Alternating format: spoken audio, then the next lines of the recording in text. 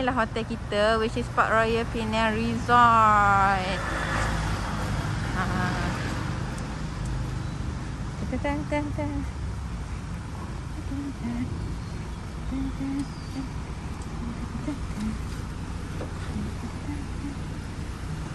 Ding ding ding ding ding ding ding ding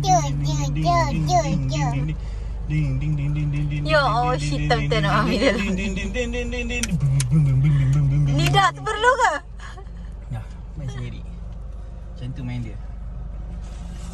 Abang, are you happy with your happy meal? Best kan vacation ni? Best tak? Tak ada jawapan? Boleh buka main dia buka kan? Careful kakak. Ya Allah, jangan berdikari sangat kakak. Bagus.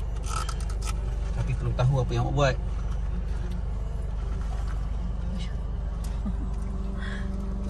Sonok. Anggun. Anggun kesian ni tak dapat makan lagi lah. Mami Lagi berapa hari? Lagi berapa hari je, okey? Mami dia hands dah 14 bulan lah. Biar betul. Boom, boom. Takut nak nyimpan dulu. Walaupun anak 3, takut tak sangat. Nanti tak nak okey. Oh, ada signboard Shakli.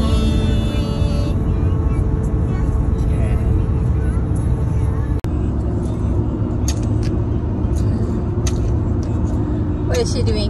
She's punching out the door. Mommy, I'm going to punch his out with his hand. Is it? Taklah, dia tak tahu control lagi tangan dia. Tapi dia tahu. Tak, dia tak tahu. Dia punch dia punya tail. Kepala. Dia punch dia punya kepala. Sebab dia baby. Ya. Tu yang cinta tu kenapa punch? Pasal. Sakit. Kakak. Kakak, why you do that? Jangan. Sakit kepala dia. Jangan